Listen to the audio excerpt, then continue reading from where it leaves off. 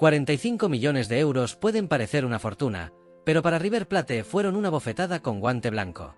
El Real Madrid acaba de llevarse a Franco Mastantuono, una de las joyas más brillantes de Núñez, y lo hizo pagando exactamente lo que ponía en el contrato. Ni un euro más, ni uno menos.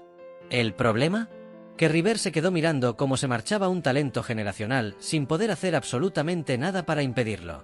¿Cómo es posible que un club con la historia del millonario permita que le arrebaten así a sus promesas? ¿Qué falló en la estrategia de protección de talentos? ¿Y qué medidas drásticas han tomado para que esto no vuelva a suceder jamás?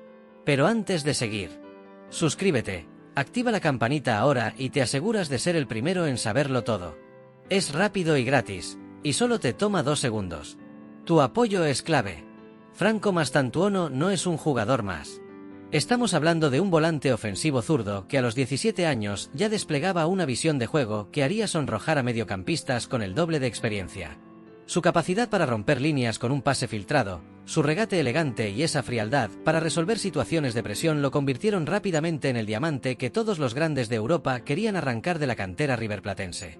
Marcelo Gallardo lo sabía, la dirigencia lo sabía, y por supuesto, los cazatalentos del Real Madrid también lo sabían. El chico era especial, de esos que aparecen cada 10 años si tiene suerte. El contrato que Mastantuono tenía con River incluía esa cláusula de rescisión de 45 millones de euros. En teoría, era una cifra respetable para un futbolista tan joven.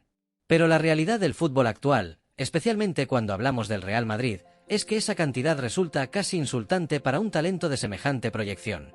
Los merengues no tuvieron que sudar ni una sola reunión tensa. Llegaron, depositaron el dinero estipulado, y se llevaron al jugador. Así de simple, así de doloroso para River. La sensación en Buenos Aires fue la de haber vendido un Rembrandt al precio de una lámina de Ikea. Lo que más escuece en Núñez no es tanto la marcha del jugador, porque todos entienden que cuando el Real Madrid llama con un proyecto sólido y una propuesta económica potente para el futbolista, es casi imposible retenerlo. Lo que realmente molesta es la impotencia.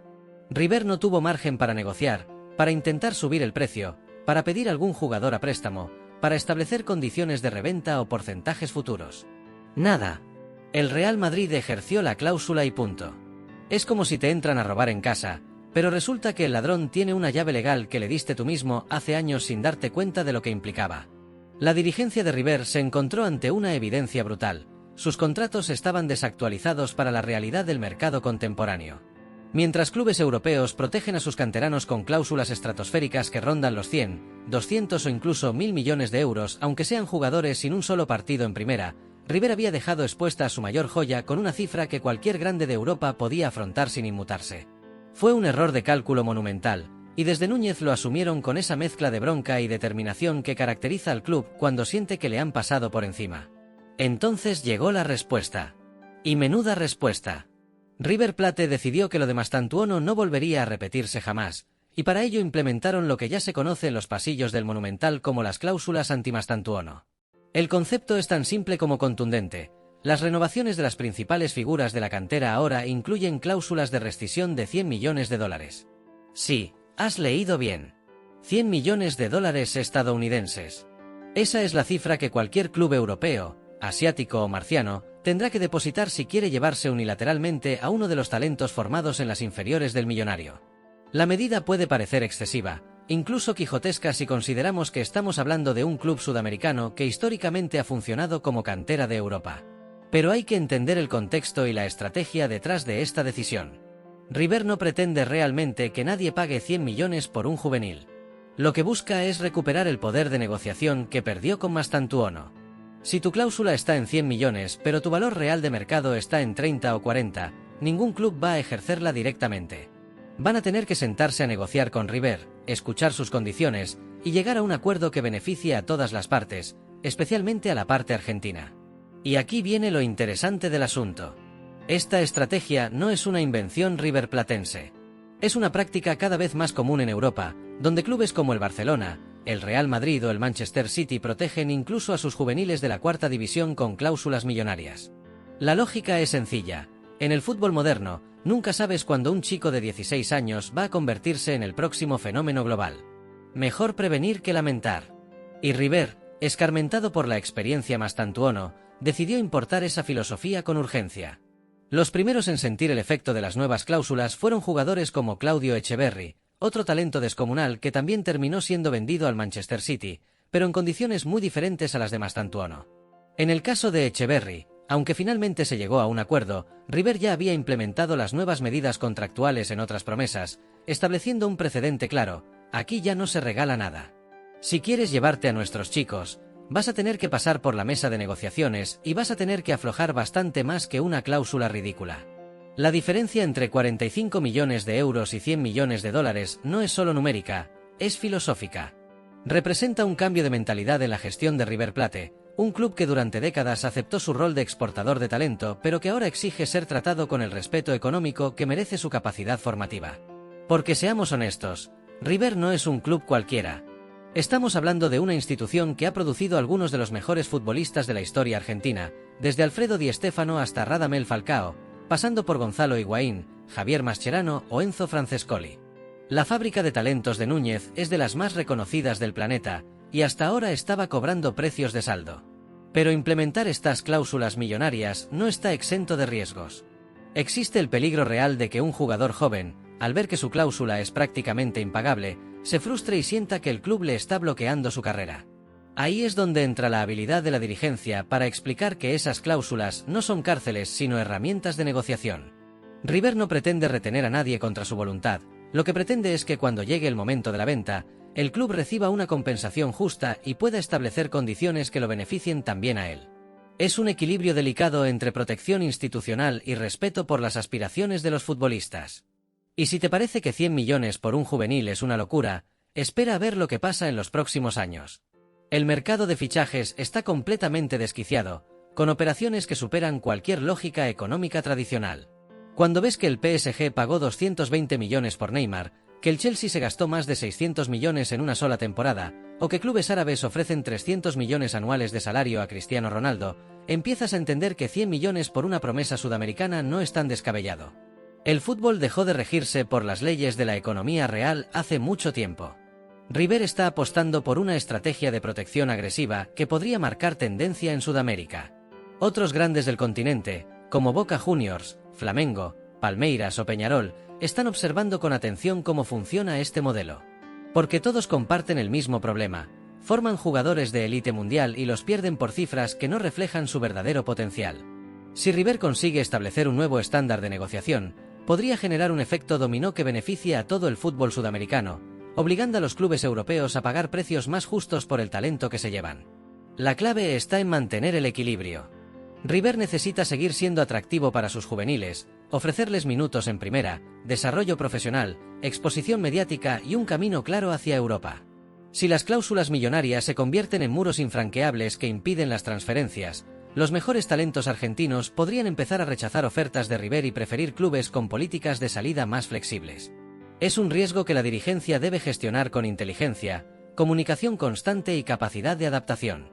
El caso Mastantuono también puso sobre la mesa una reflexión más profunda sobre el modelo de negocio del fútbol sudamericano. Durante décadas, los clubes de Argentina, Brasil, Uruguay y Colombia han funcionado como canteras baratas para Europa.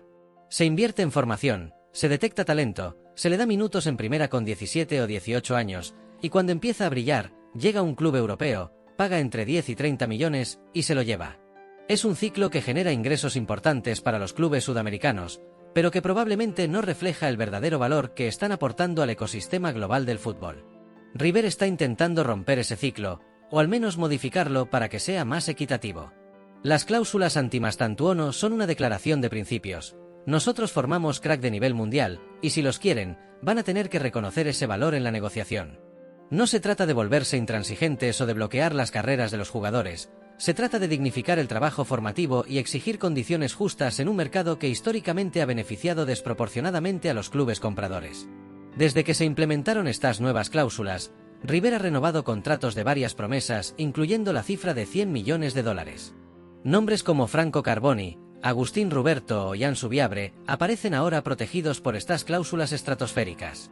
¿Significa esto que River espera realmente recibir 100 millones por cada uno de ellos? Por supuesto que no. Lo que espera es que cuando Manchester City, Real Madrid, Barcelona o cualquier otro gigante europeo se interese por alguno de estos chicos, tenga que llamar primero al teléfono de Núñez y preguntar en qué condiciones están dispuestos a negociar. La experiencia Mastantuono dejó otra enseñanza importante: la necesidad de revisar constantemente los contratos de los juveniles que están destacando.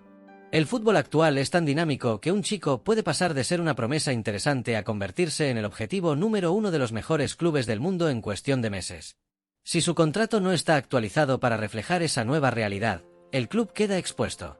River aprendió esto de la manera más dolorosa, viendo cómo se marchaba Mastantuono sin poder hacer nada más que cobrar lo estipulado y despedirse con deportividad. También hay que reconocer que el Real Madrid manejó la operación con la elegancia que le caracteriza. No hubo presiones mediáticas, no hubo filtraciones malintencionadas, no se intentó desestabilizar al jugador. Simplemente ejercieron un derecho contractual que existía, pagaron lo acordado y se llevaron al futbolista. Es difícil criticarles por eso. La responsabilidad del error recae enteramente en River, que firmó un contrato con una cláusula que resultó ser insuficiente. Pero de los errores se aprende, y vaya si River aprendió rápido. Las cláusulas anti-Mastantuono representan también un cambio generacional en la gestión del fútbol argentino. Durante años, los dirigentes sudamericanos aceptaron su rol subordinado en la cadena alimenticia del fútbol global. Europa compraba, Sudamérica vendía, y todos más o menos contentos.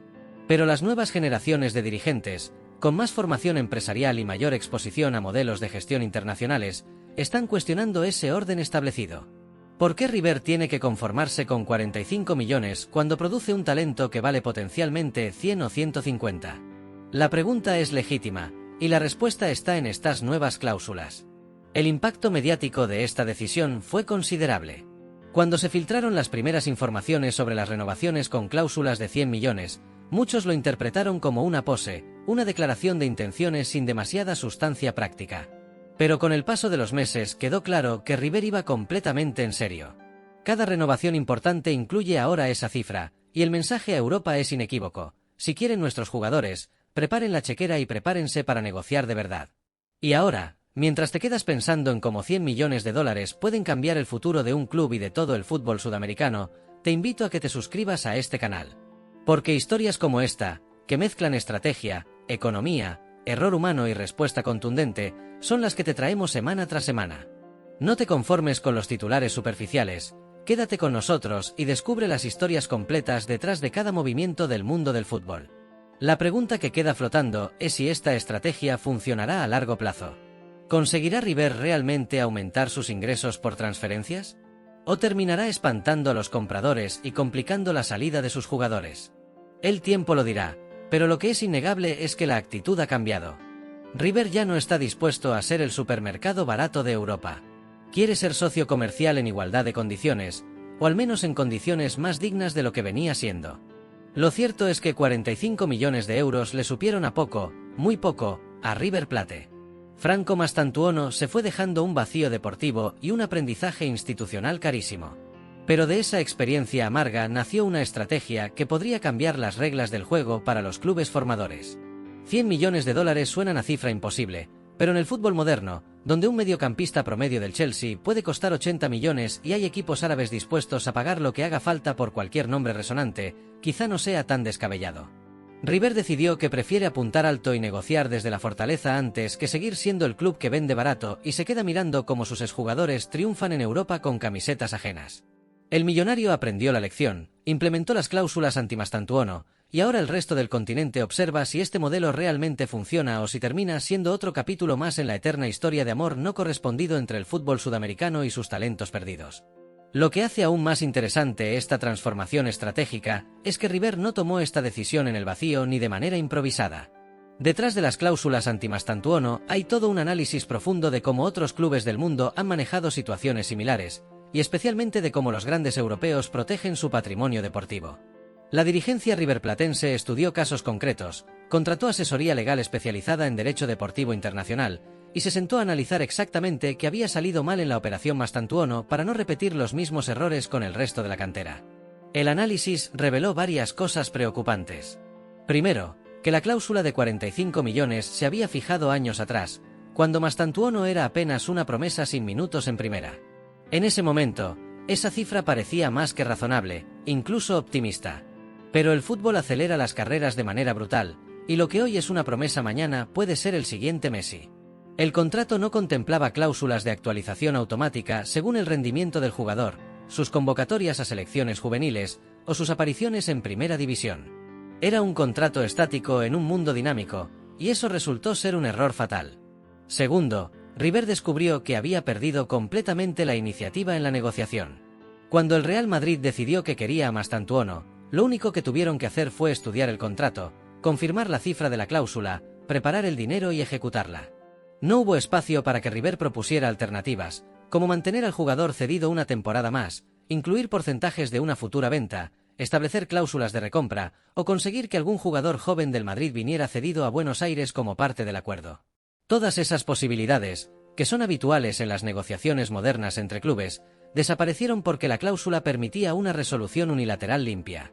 Tercero, y esto fue quizá lo más doloroso del análisis interno, River se dio cuenta de que había infravalorado sistemáticamente a sus propios productos. Existe una tendencia casi cultural en el fútbol sudamericano a asumir que los jugadores formados localmente valen menos que sus equivalentes europeos, incluso cuando el talento es objetivamente superior. Es una especie de complejo de inferioridad institucionalizado que hace que los clubes argentinos y brasileños pongan precios conservadores a sus joyas, temerosos de que si piden demasiado, los compradores europeos simplemente miren hacia otro lado. Mastantuono era la prueba viviente de ese error de percepción, un jugador que a los 17 años ya mostraba condiciones de crack mundial, valorado como si fuera un prospecto interesante pero no excepcional. La implementación de las nuevas cláusulas requirió también un trabajo delicado con los propios jugadores y sus representantes. Porque cuando le dices a un chico de 18 años que su cláusula de rescisión es de $100 millones, su primera reacción puede ser de orgullo, pero la segunda puede ser de preocupación. ¿Significa eso que el club me va a bloquear si aparece una oferta buena? ¿Van a rechazar propuestas interesantes porque no llegan a esa cifra? ¿Estoy atrapado? River tuvo que sentarse con cada jugador, con cada familia, con cada representante, y explicarles pacientemente que las cláusulas no eran barreras sino herramientas de negociación. Que el club seguiría siendo razonable, que nadie iba a quedarse contra su voluntad, pero que necesitaban ese margen contractual para poder negociar en mejores condiciones. Algunos agentes lo entendieron inmediatamente. Representantes con experiencia internacional que habían visto cómo funcionan estas cosas en Europa, asintieron con la cabeza y hasta elogiaron la medida. Sabían que una cláusula alta no impide las transferencias, simplemente fuerza a que se produzcan mediante negociación directa entre clubes, lo cual casi siempre resulta en mejores condiciones para todas las partes. Otros agentes, más acostumbrados al modelo tradicional sudamericano, mostraron resistencia inicial. Temían que sus representados quedaran atrapados en Argentina, mientras veían cómo otros compañeros de generación se marchaban a Europa. Hubo que hacer pedagogía, mostrar ejemplos concretos de cómo Barcelona protege a sus juveniles con cláusulas de 500 millones o cómo el Real Madrid blinda a sus canteranos con cifras estratosféricas, y aún así esos jugadores se terminan marchando cuando llega el momento adecuado y la oferta correcta. La estructura legal detrás de estas cláusulas también tuvo que ser revisada meticulosamente. No es lo mismo establecer una cláusula de $100 millones en un contrato regido por la legislación argentina que hacerlo en uno europeo. Los abogados de River trabajaron con especialistas en derecho deportivo internacional para asegurarse de que estas cláusulas fueran completamente válidas y ejecutables, no solo en Argentina sino también en cualquier jurisdicción donde pudiera surgir un conflicto. Lo último que querían era establecer una protección que luego resultara ser papel mojado ante un tribunal europeo. Además, River tuvo que considerar diferentes escenarios y excepciones. ¿Qué pasa si un jugador realmente quiere marcharse y hay una oferta deportivamente interesante pero económicamente insuficiente? ¿Se mantiene la posición dura o se busca flexibilidad? La dirigencia decidió que habría espacio para la negociación en casos concretos, especialmente si el jugador llevaba muchos años en el club, si se comportaba de manera profesional y si el destino era realmente adecuado para su desarrollo. Pero establecieron un principio claro: la flexibilidad vendría siempre desde una posición de fuerza, nunca desde la debilidad contractual que habían experimentado con Mastantuono.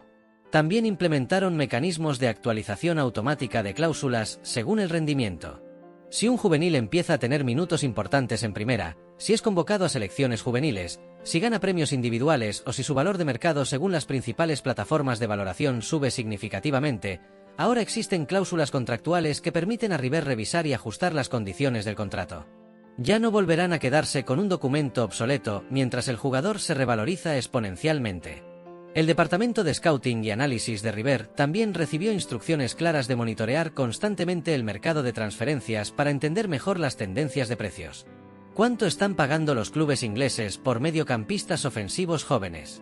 ¿Qué cifras se manejan en Italia por defensas centrales prometedores? ¿Cuál es el premium que se paga por jugadores sudamericanos versus africanos o asiáticos? Toda esa información alimenta ahora las decisiones sobre cláusulas y renovaciones. River decidió profesionalizar completamente su gestión de activos deportivos, tratando a sus juveniles como lo que realmente son, inversiones de altísimo valor que requieren protección sofisticada. La reacción de otros clubes argentinos a esta estrategia fue mixta. Boca Juniors, el eterno rival, observó con interés pero sin prisa. Algunos dirigentes eneices comentaron off the record que les parecía una medida válida pero quizá excesiva, que podría complicar las ventas en lugar de facilitarlas. Racing e Independiente, con menos capacidad de generar talentos de primer nivel mundial en los últimos años, vieron la movida de River más como una declaración mediática que como algo realmente transformador. Pero clubes con canteras potentes como Argentinos Juniors, Vélez o Estudiantes, sí comenzaron a considerar seriamente implementar medidas similares.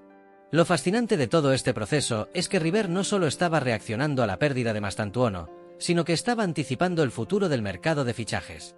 Los dirigentes riverplatenses entienden que el fútbol se está moviendo hacia un modelo donde los clubes formadores tendrán cada vez más poder de negociación, especialmente si se establecen regulaciones internacionales más estrictas sobre transferencias de menores y formación de jugadores. Si FIFA o UEFA deciden en algún momento endurecer las reglas sobre fichajes de juveniles sudamericanos, los clubes que ya tengan contratos blindados con sus talentos estarán en una posición privilegiada. También hay un componente de orgullo institucional en esta decisión que no puede ignorarse.